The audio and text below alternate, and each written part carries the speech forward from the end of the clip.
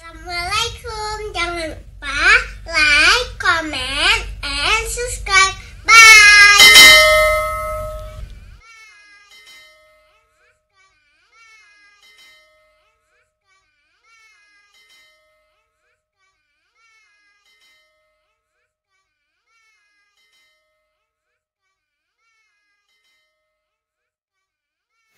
Bismillahirrahmanirrahim.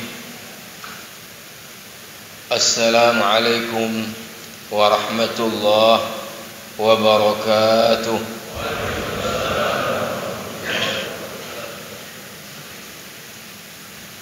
Alhamdulillahilladzi ahalla al-bay'a wa harrama ar-riba wa a'lana al-harba liman fa'ala ar-riba.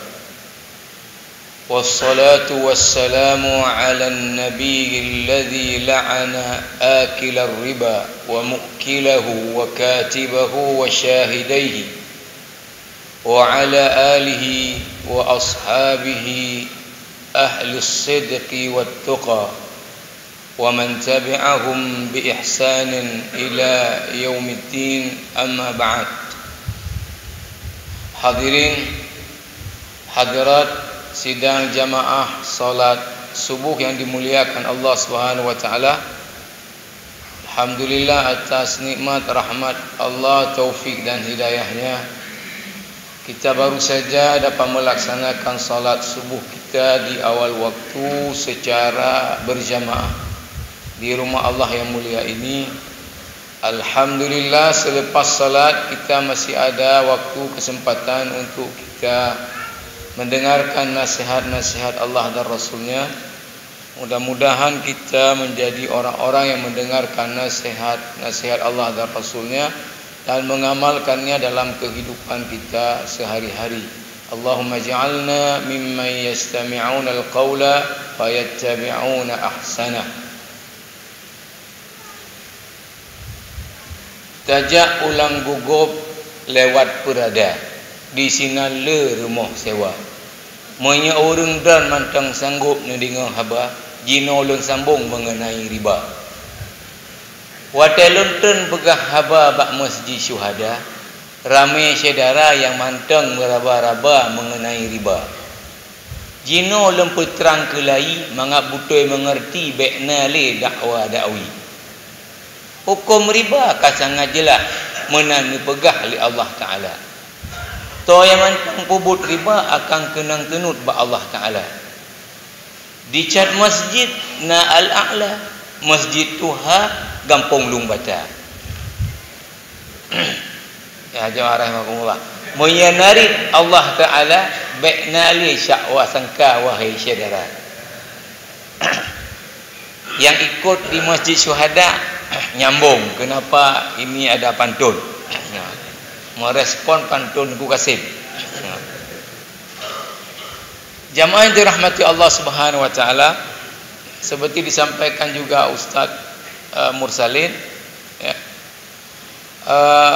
orang Arab dari dulu memang mereka biasa berpantun. Dalam bahasa Arab itu disebut dengan syair. Bahkan saya lihat sampai sekarang kalau acara resmi pun itu biasa protokol itu memulainya dengan pantun.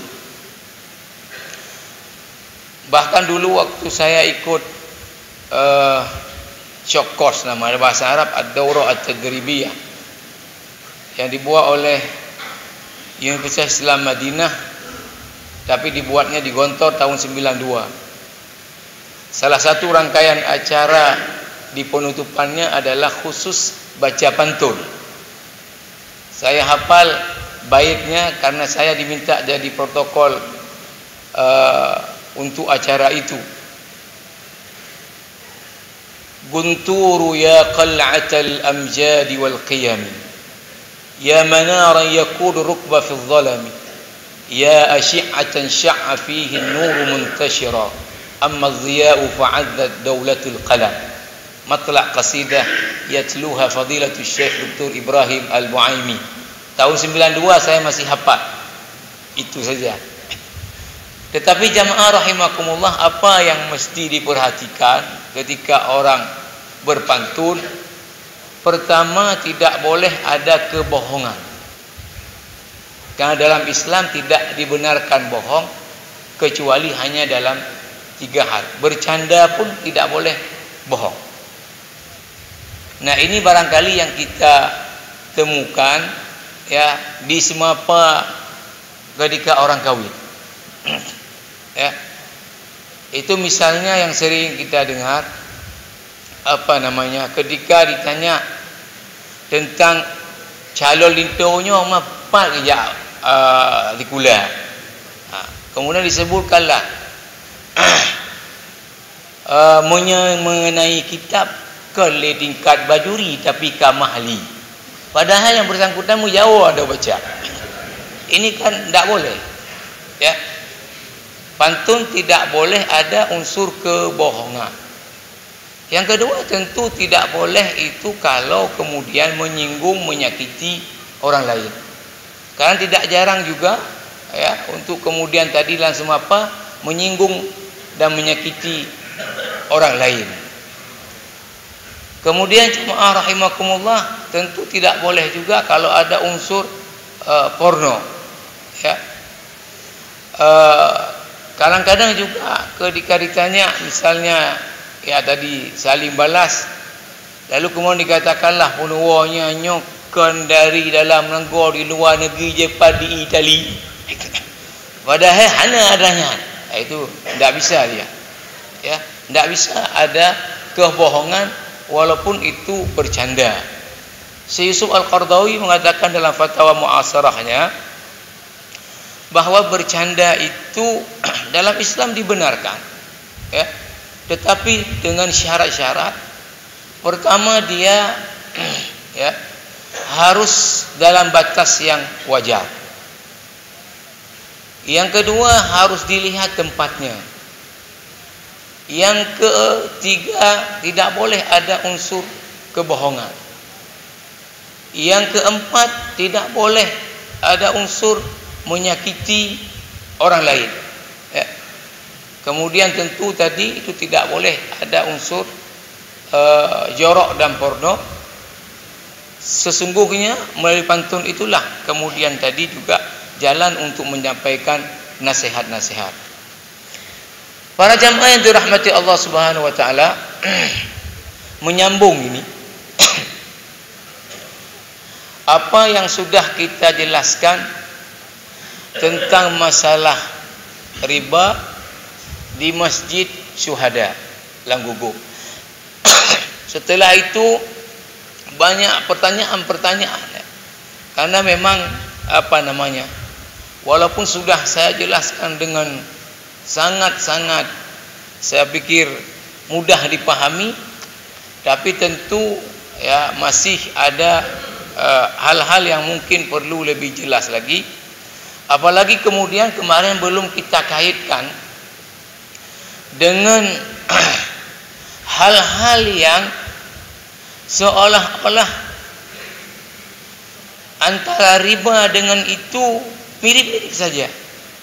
Seperti juga orang Arab jahiliyah dulu mengatakan, ketika dilarang riba, mereka mengatakan innamal bai'u mithlu riba. Kan jual beli dekat-dekat juga dengan riba.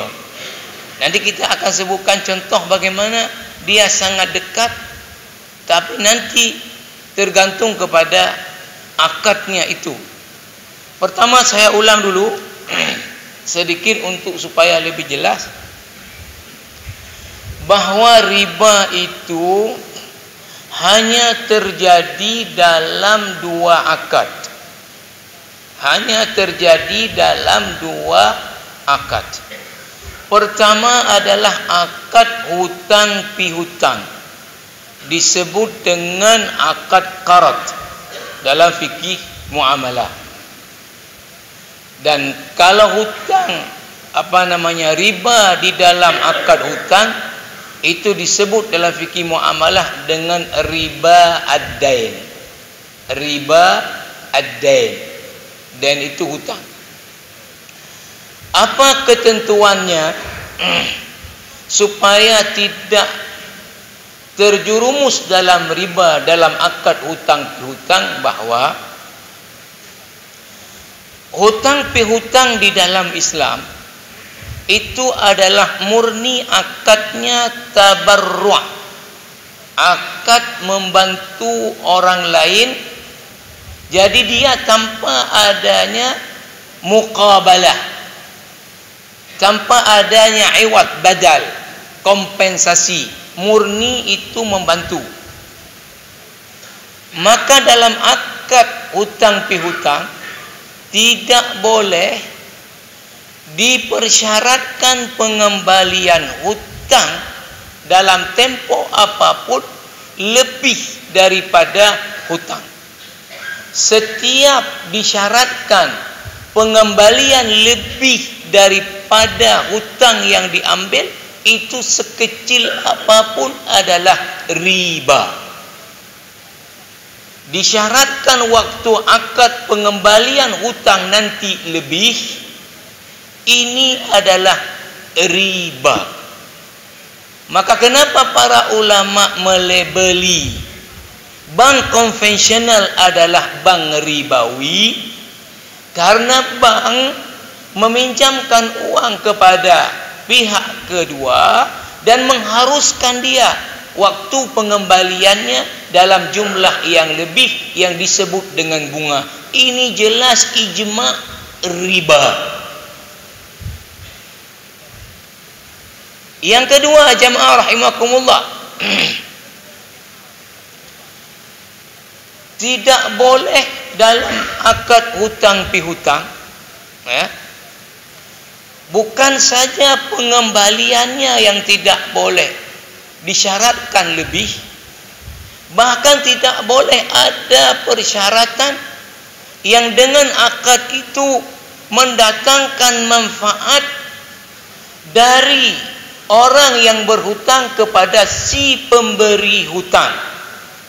Maka ada satu kaidah yang disepakati para ulama, kullu qardhin jarra manfaatan fahuwa riba.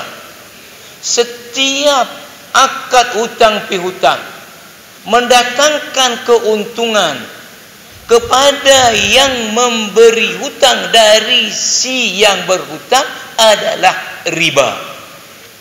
Maka kita sebut, ya, di kampung-kampung ini prakteknya, kalau ada orang miskin perlu uang, dia mendesak untuk kawinkan anaknya, untuk berobat, untuk sekolah ke anaknya, maka dia datang ke orang kaya, ya, untuk meminta pinjaman hutang.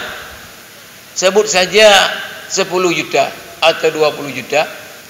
Lalu kemudian orang kaya ini takut nanti enggak dibayar, maka dimintalah jaminan yang disebut dengan bara', yang disebut itu dalam fikih muamalah adalah ar-rahan. Maka sawah yang menjadi barang jaminan ini sama sekali tidak boleh diambil hasilnya oleh yang memberi hutang. Kalau dia mengambil hasil, maka itu namanya riba, karena dia dapat manfaat daripada orang yang berhutang kepada dia.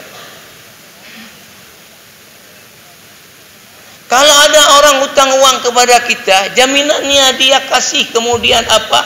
Mobil, new motor, loan, jaminan. Maka mobil ini tidak boleh dipakai oleh orang yang memberi hutang, karena kaidahnya kullu qardin jarra manfaatan fahuwa ar-riba.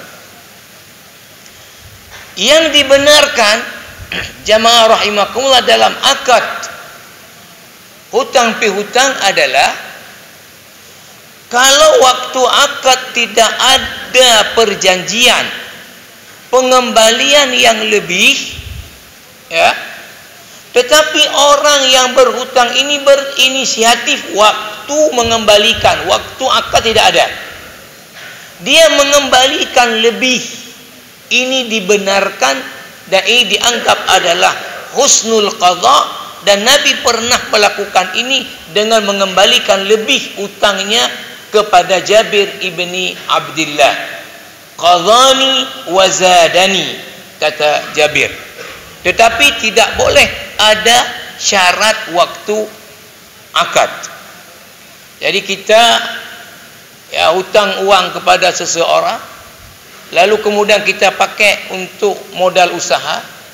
Setelah jatuh tempoh kita balikkan hutang itu tadi, persis seperti hutangnya.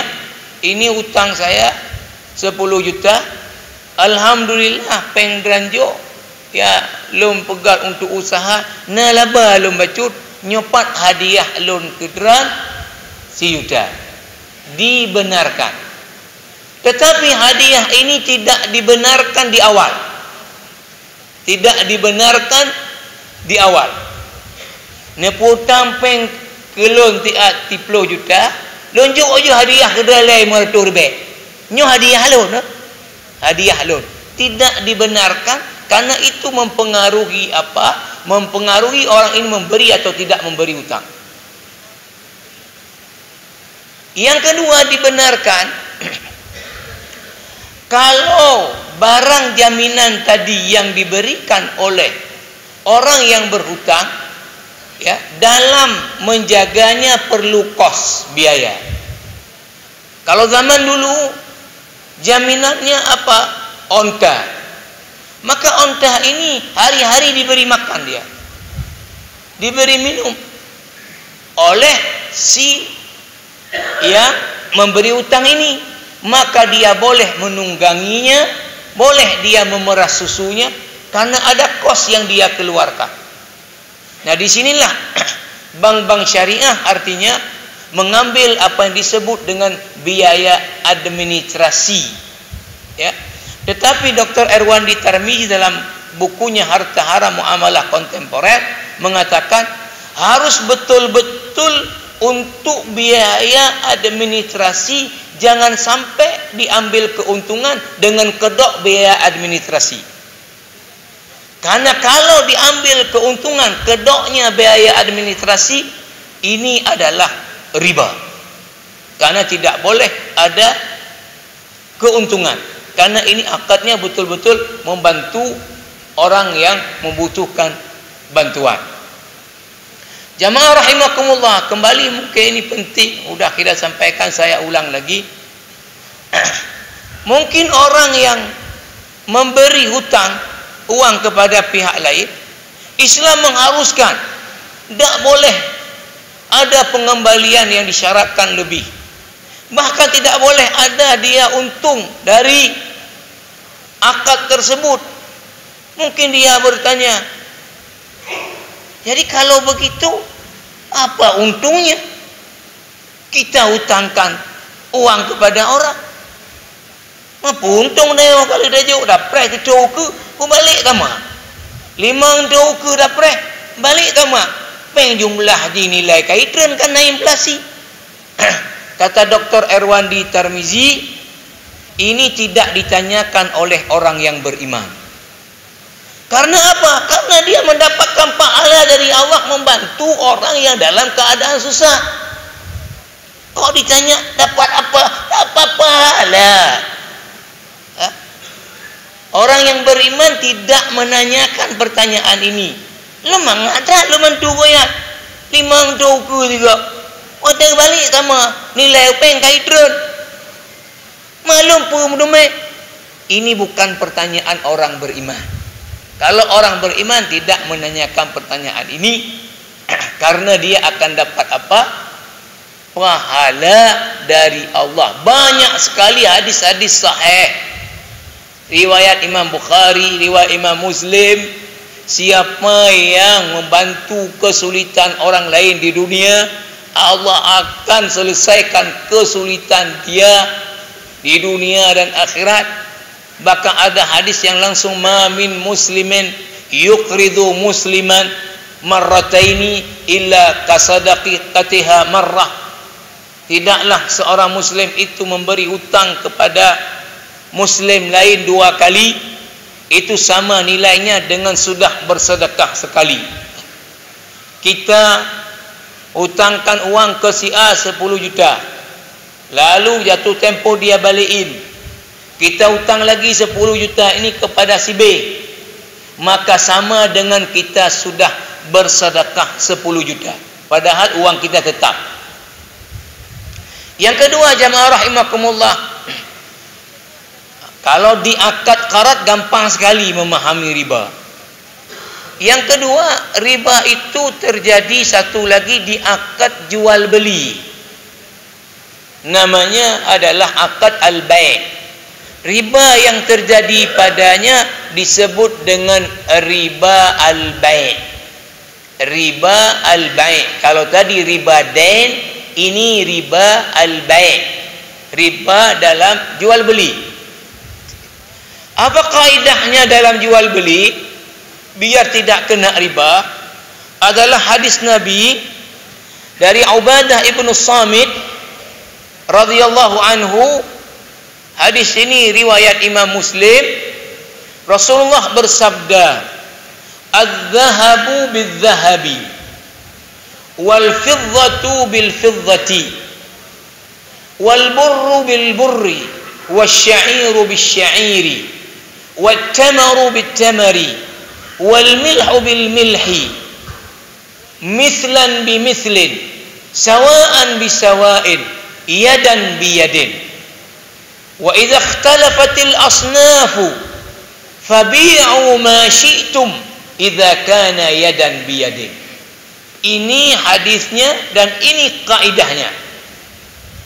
Nabi mengatakan emas dengan emas, emas ditukar dengan emas, dibarter. Ini namanya dalam jual beli namanya bai' muqayadah. Jual beli dengan barter barang dengan barang. Yang kedua adalah apa? Perak dengan perak. Yang ketiga adalah gandum jenis yang bagus, dia namanya al-bur. Yang keempat, gandum juga jenis yang kurang bagus, namanya asy-syair. Yang kelima adalah at-tamar, kurma. Yang keenam adalah al-milh, garam.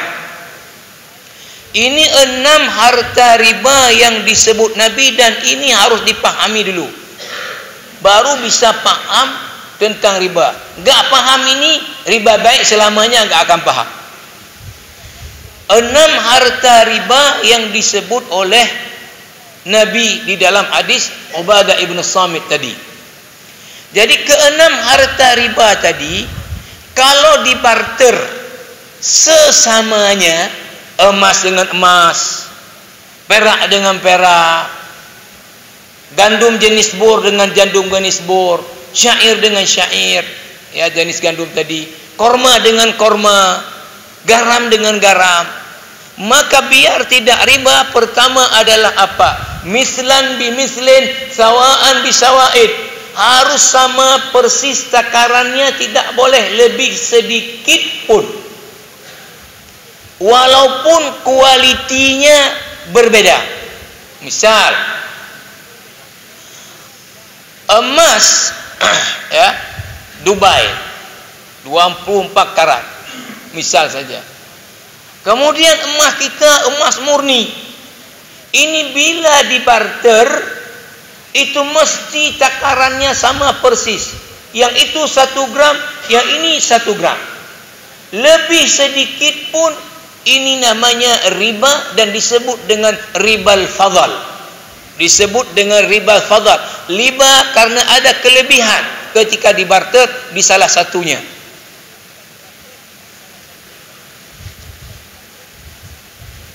Korma dibarter dengan korma. Sebut saja, hampir semua kita tahulah. Korma itu yang bagus adalah korma ajwa. Harganya sampai 1 kilo 100 riyal. Ada korma sukari, ya, korma ya kurang bagus, murah. Ini kalau dibarter korma ajwa dengan korma sukari, ya, Ini tidak boleh lebih takaran sedikit pun. Kalau lebih takarannya adalah riba, dan itu adalah ribal fadl. Ini kaidah yang kedua apa? Kata Nabi, yadan biyadin. Harus cash di majelis akad. Jadi kalau tadi barter emas dengan emas, ya, oke, takarannya sama persis. Tapi yang satu serahkan emas sekarang, yang satu lagi antarkan emasnya nanti. Ini riba. Namanya riba nasi'ah. Karena ada tidak cash di majelis akad. Satu orang tadi barter korma dengan korma, beda kualiti, tapi takaran sama. Hanya saja yang satu udah serahkan kormanya, yang satu lagi nanti bawa kormanya ambil di rumah. Riba. Karena harus cash di majelis akad. Oke. Kata Nabi, ini sebelum kita bawa ke kias. Kata Nabi, wa idza ikhtalafatil asnafu, kalau antara harta riba dia itu beda jenisnya, tapi sama-sama harta riba, fabi'u ma syi'tum. Silahkan kalian jual, takarannya tidak sama. Idza kana yadan biyadin, tapi syaratnya tetap biar enggak riba harus cash di majelis akad. Contoh, emas dibarter dengan perak. Maka misal saja, saya tidak tahu persisnya ini, emas itu 1 gram, peraknya misalnya 500 gram. 1 gram dibarter 500 gram. No problem. Takaran tidak sama, tapi harus cash di majelis akad. Kalau tidak cash, terjadi riba, namanya riba nasi'ah. Oke. Sekarang, apakah berlaku riba di luar daripada 6 jenis harta yang disebut Nabi? Nah, tentu para ulama Islam mayoritas mengatakan bahwa qiyas adalah merupakan sumber hukum Islam. Selain pertama Al-Quran, hadis, ijma, kemudian qiyas. Saya sebutkan hanya kelompok kecil dalam Islam ini yang tidak mengakui qiyas. Itu adalah madhab Al-Zahiri yang dipelopori oleh Abu Daud Al-Zahiri, dan madhab ini kemudian tidak berkembang. Jadi mayoritas ulama mengatakan qiyas adalah sumber hukum. Maka berlaku qiyas, ya, pada harta-harta lain untuk harta riba. Jamaah rahimakumullah, para ulama ketika bicara qiyas, maka tentunya ada rukun-rukun qiyas dan ada syarat-syarat pada qiyas. Maka di antara perkara yang dikaji tentang qiyas adalah apa? Masalah illat. Masalah illat, sifat yang ada pada, ya, sesuatu yang sudah ada ketetapan hukumnya, dan karena sifat itulah maka perkara itu diharamkan. Misalnya diharamkan khamar karena memabukkan. Memabukkan ini adalah merupakan illat. Maka ketika qiyas dilakukan, dia ada 4 rukun: al-aslu, al-far'u, hukmul asli, kemudian al-illat. Nah, dilihatlah apa illat. Diharamkannya riba pada emas dan perak. Setelah dikaji para ulama, terjadi memang beda-beda pendapat sedikit. Tetapi kemudian yang menjadi pendapat mayoritas bahawa illat pada emas dan perak adalah mutlaqus tsamaniyah, sebagai alat tukar. Maka apa konsekuensinya? Seluruh mata uang di dunia adalah harta riba yang dikiaskan kepada emas dan perak dulu sebagai alat tukar di zaman Rasulullah sallallahu alaihi wasallam. Maka apa yang terjadi, jamaah yang mulia? Nah, kembali ke kaidah. Kalau misalnya kita punya uang 100.000, ya, satu lembar. Mau hari raya perlu uang pecahan. Uang pecahan untuk ampau. Kasih anak-anak pergi ke rumah. Maka kita tukarlah dengan seseorang. Alum perlepeng bicah ke raya anak mit. Nyolon na 30 ribu, nejuk pe 55 ribu, 30 ribu. Maka itu mesti sama persis jumlahnya adalah apa? 100.000. Kalau orang punya uang pecah ini mengatakan jud, tetapi nejuk kulun 30 ribu riba. Karena takarannya tadi lebih, sementara dia ilatnya sama-sama alat tukar, sama jenisnya rupiah. Nah, berbeda apabila, ya, kata Rasulullah tadi kaidahnya, kalau dia beda jenisnya, silahkan takarannya tidak sama, tetapi yang penting cash di majelis akad. Maka jamaah rahimakumullah, kita punya uang, ya, rial Saudi, baru pula umrah, enggak habis belanja, masih ada 500 rial lagi. Ada orang mau berangkat umrah, ada najak umrah ya, rencana menang, lon lebih pengen hana habis belanja ayo, na rial mentah 500 tu, lon pula kerat, je. Nah, berapa satu rial itu? 4.200 rupiah. No problem, takarannya beda. Karena apa? Karena ilatnya sama, alat tukar, jenisnya beda, satu rial, satu rupiah. Tapi apa yang harus biar enggak jadi riba adalah cash di majelis akad. Idza kana yadan biyadin. Jadi menjadi riba kalau seandainya satu orang yang punya real tadi mengatakan apa? Nejuk ju lepeng rupiah ran, real entrik le antak rumah ran, riba. Ini namanya riba nasi'ah. Keterlambatan penyerahan tadi.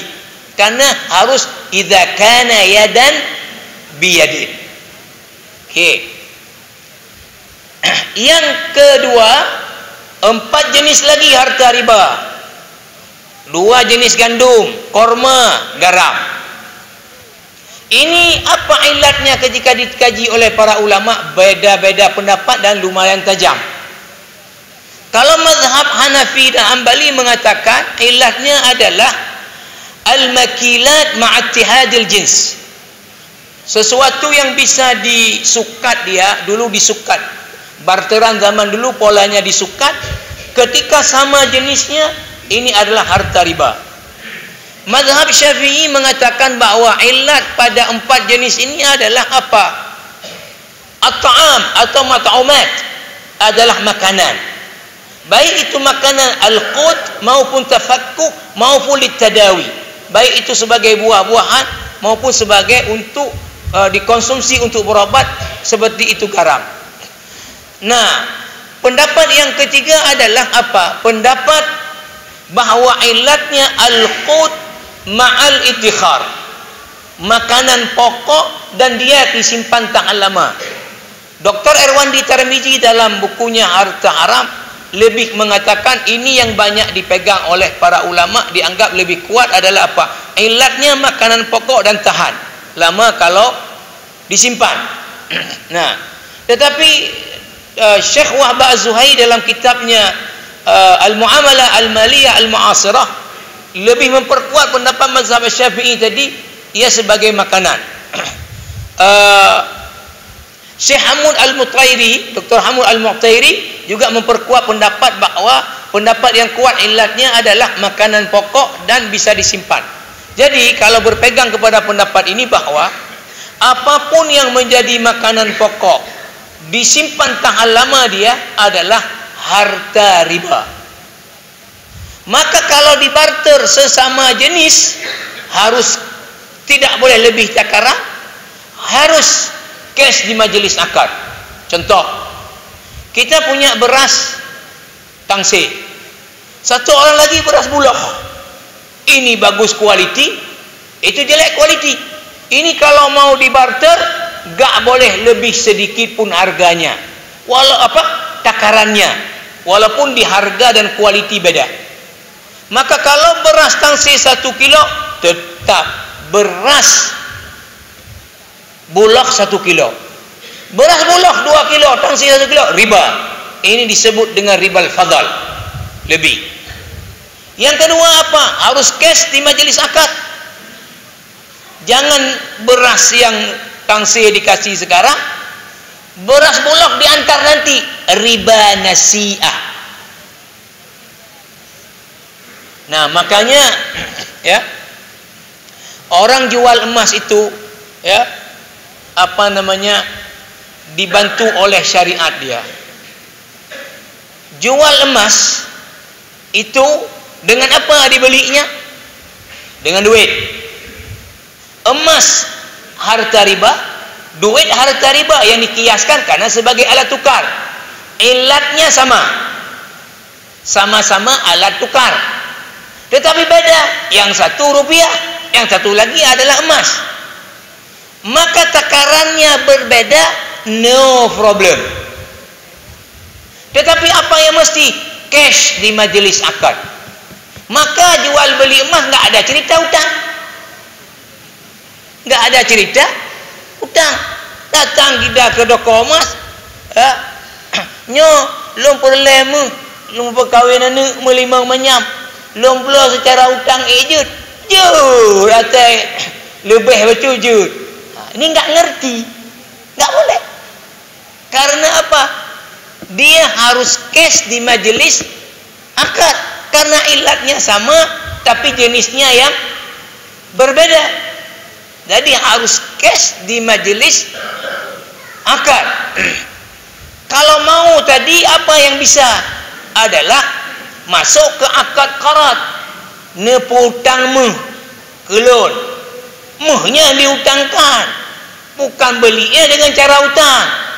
Tapi tetap pengembaliannya nggak boleh lebih sedikit pun. Pasti awak kamu hayo. Maka jamaah rahimakumullah, tadi money changer itu membarter duit dengan duit. Ya. Ilatnya sama, duit dengan duit sebagai alat tukar, tapi jenis beda. Yang satu ada dolar Amerika, yang satu lagi rupiah Indonesia. Maka takarannya berbeda. 1 dolar berapa? 15.500 rupiah. No problem. Yang harus apa? Cash di majelis akad. Kalau seandainya yang punya rupiah kasih sekarang, dolar ohana di balon dolar, dah rupiah dan untuk hantar dolar, riba. Namanya riba nasi'ah. Terakhir, ini biar nih ya, yang saya bilang tadi dekat-dekat.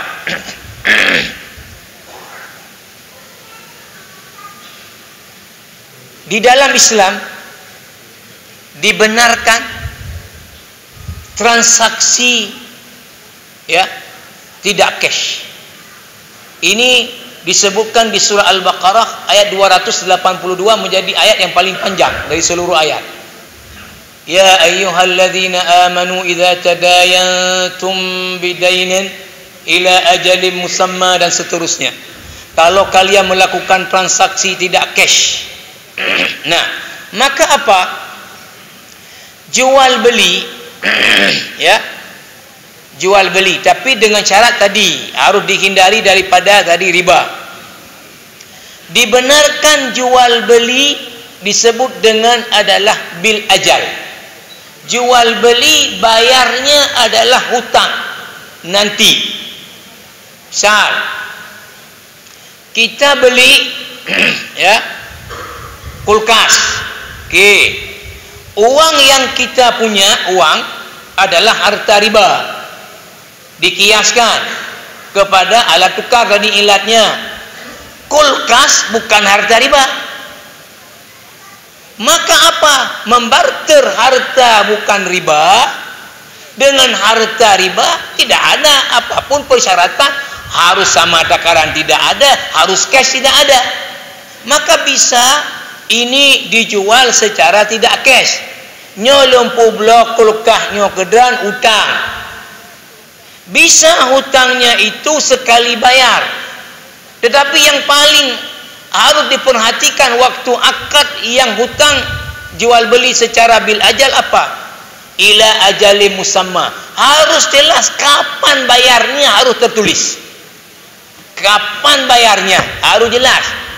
Ndak boleh nyo pajan-pajan apa yang lu bayar. Ni hana apa enggak gana bayar dia. Pajan-pajan apa? Ya. Nyo nepo blok kulkas gelot. Mek laki-laki pajan-pajan apa? Ya, lu bayar. Berarti ni hana bayar. Ndak boleh. Ini ajal majhul. Ya. Atau misalnya watai wo ni elon lu S2 di Amerika lu bayar. Nya naik wo ka mati naik wo. Harus jelas kapan bayarnya. Jelas tegas disebut. Enggak boleh tidak jelas. Ya. Itu boleh. Bahkan boleh jual beli bayarnya bitaqsid. Bayarnya berangsur. Ini namanya adalah jual beli kredit. Dibenarkan. Dan pada kedua jenis jual beli ini dibenarkan menurut pendapat jumhur ulama dan lembaga fatwa dunia, baik Majma' Fikih Oki maupun Rabitah Alam Islami, apa? Dibenarkan harga ya tidak cash lebih mahal daripada harga cash. Dan itu tidak terjadi riba. Dibenarkan harga tidak cash lebih mahal daripada harga cash. Bahkan Imam Ibnu Abbas mengatakan dibenarkan, penjual mengatakan begini. Nyo kulkas menyane blok cash 5 juta. Menye angsuran tidun per juta. Angsuran 2 ton 5 juta. Angsuran 5 ton 6 juta. Yang tah derana pilih. Dibenarkan dengan syarat bahawa sebelum berpisah sudah menentukan loan yang angsuran tidun. Jadi harga jual beli tidak cash boleh lebih mahal daripada harga cash dan itu tidak riba. Maka misalnya apa jamaah rahimakumullah? Ya. Ya, misalnya dan inilah yang kemudian dilakukan oleh lembaga keuangan syariah. Ya. Misalnya seseorang ya ingin beli tanah. Dia enggak sanggup beli sekaligus secara cash. Ana peng 500 juta. Ium dana. Enggak sanggup dia. Kalau dia datang ke bank, kemudian utang uang, dia punya 200 juta. 200 ana. Datang ke bank dia utang uang bank beri dia 300 juta. Tak boleh pengembalian lebih 1 sen pun kalau lebih riba. Karena akadnya utang piutang. Maka enggak mungkin mau bang. Jo 200 juta balik dalam loan 200 lah. Reitem baik. Maka apa jemaah rahimakumullah yang dilakukan adalah nah, bank ini membeli dulu tanah itu kepada penjual dengan harga cash 500 juta. Lalu setelah dibeli, bank menjual kembali ya tanah ini kepada orang tadi dengan cara bayar angsuran dengan harganya misalnya 600 juta, 700 juta. Itu dibenarkan dan itu tidak riba, ya. Misal satu orang perlu kepada Innovazenic, dia nggak punya uang cash untuk beli, maka lembaga keuangan syariah kemudian apa? Membeli itu secara cash ke dealer. Setelah itu dimiliki, dia juallah kepada orang yang perlu tadi dengan cara angsuran. Jadilah harga dibeli cash jadi 400 juta, waktu dijual angsuran bisa 600 juta, bisa 700 juta, bisa tergantung tadi masa lama pembayarannya adalah berapa, dan ini disebut dengan al-bai' bitaqsid. Nah, hanya saja jamaah rahimakumullah, ya, nanti ada persoalan masalah bai'ul 'ainah dan bai'ut tawarruq, ya. Bai'ul 'ainah ini dilarang karena dianggap akal-akalan untuk tidak kena riba. Bagaimana caranya bai'ul 'ainah? Satu orang hakikatnya perlu uang cash. Hakikatnya dia nggak perlu kulkas. Dia datanglah ke orang jual kulkas. Nepo blok kulkas dan kelon, ya, secara kredit. Lembayu dalam jangka tahun per bulan sekian. Jadilah harga kulkas 3 juta menjadi tadi 4 juta. Setelah kulkas ini dibeli oleh orang ini tadi dengan harga 4 juta karena angsuran, dia jual balik kepada orang yang sama dengan harga cash 3 juta. Maka apa yang terjadi? Si A tadi sekarang ada uang dia cash 3 juta. Dia terhutang dengan orang jual kulkas berapa? 4 juta. Ini adalah namanya bai'ul 'ainah dan ini haram. Karena akal-akalan untuk menghindar riba. Akal-akalan untuk menghindar riba. Dia sebetulnya perlu duit cash. Tapi kalau dia minta duit cash 3 juta kepada tadi yang jual, maka dia balik setahun kemudian tetap 3 juta. Mana mau kasih? Maka apa? Dia beli dulu tadi kulkas secara angsuran harga 4 juta. Setelah itu dapat, dijual balik kepada orang yang sama dengan harga cash 3 juta, dibeli sama orang yang sama. Ini namanya adalah apa? Bai'ul 'ainah. Dibenarkan apa? Bai' tawarruk. Tawarruk ke mana? Si A tadi sesungguhnya betul perlu uang cash dia 3 juta. Dia datang kepada orang jual kulkas. Nyonya blok kulkas dah gelon secara angsuran selama setahun per bulan sekian. Jadilah harga kulkas 4 juta. Udah dibeli. Berarti si A ini hutang kepada orang jual kulkas 4 juta. Kulkas ini oleh si A dijual lagi ke si C, bukan ke orang yang sama, ke si C. C nyolong nak kulkas, ilung perlu aja kang kulkas peng.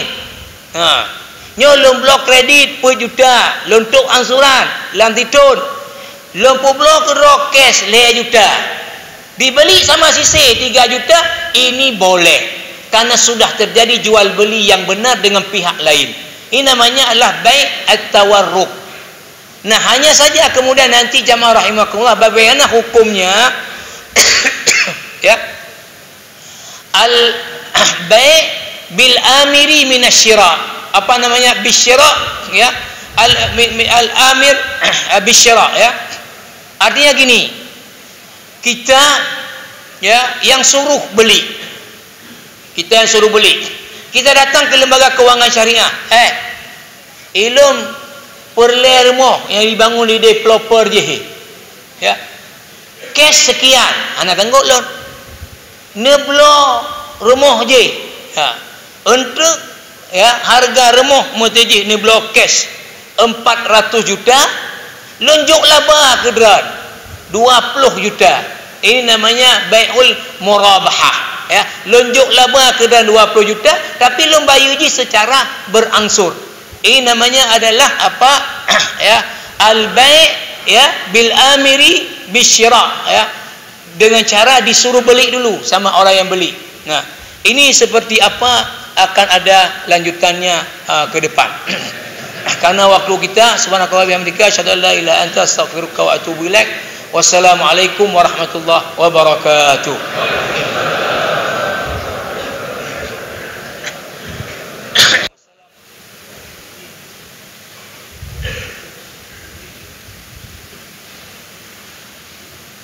Bismillahirrahmanirrahim. Assalamualaikum warahmatullahi wabarakatuh. Alhamdulillahirabbil alamin wassalatu wassalamu ala asyrafil anbiya'i wal mursalin wa ala alihi wa sahbihi ajma'in. Amma ba'd. Pertama-tama marilah kita memanjatkan puji serta syukur kepada Allah Subhanahu wa taala atas segala limpahan rahmat dan nikmatnya, termasuk nikmat kesehatan dan kesempatan kepada kita semua, sehingga pada subuh pagi hari ini kita telah mampu melaksanakan sholat subuh di awal waktu, di mana azan berkumandang dan kita laksanakan secara berjamaah.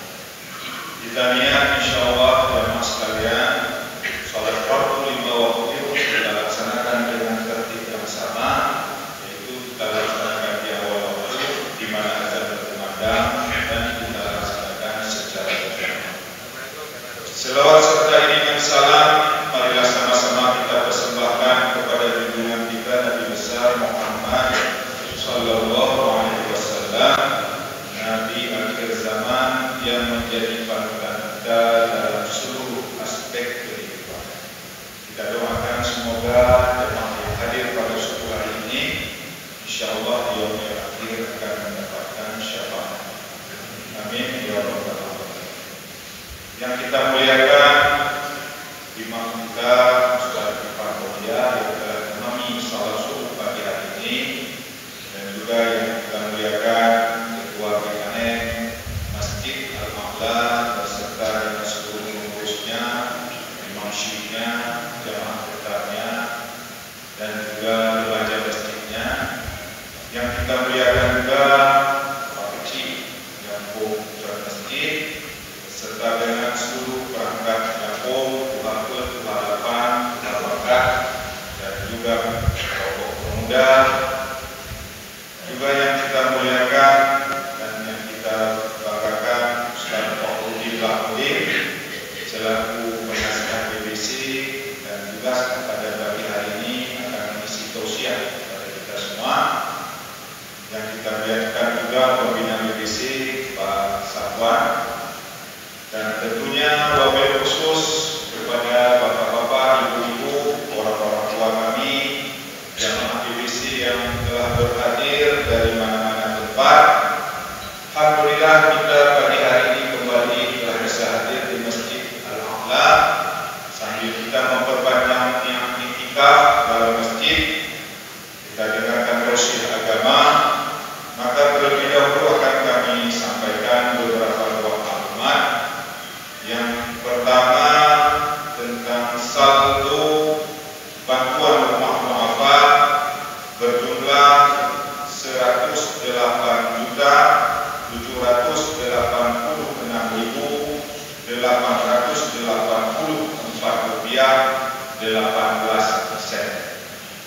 Alhamdulillah dalam minggu kemarin kita telah mengeluarkan panja pertama untuk rumah ke-9 sejumlah 25 juta, dan lokasi rumah ke-9 sudah kita letakkan batu pertama Ahad kemarin, yaitu di Gampung Atil Daya Tanam. Insyaallah jamaah sekalian, meskipun pagi hari ini Ustaz Irwandi minta izin beliau keluar daerah, tapi bagi kita yang biasa sering berinfak secara tunai ala kadarnya, ini bisa dititipkan sama kami atau sama Ustaz Fakhruddin, supaya jangan nanti kita sudah bangun rumah ke-9 nanti uangnya agak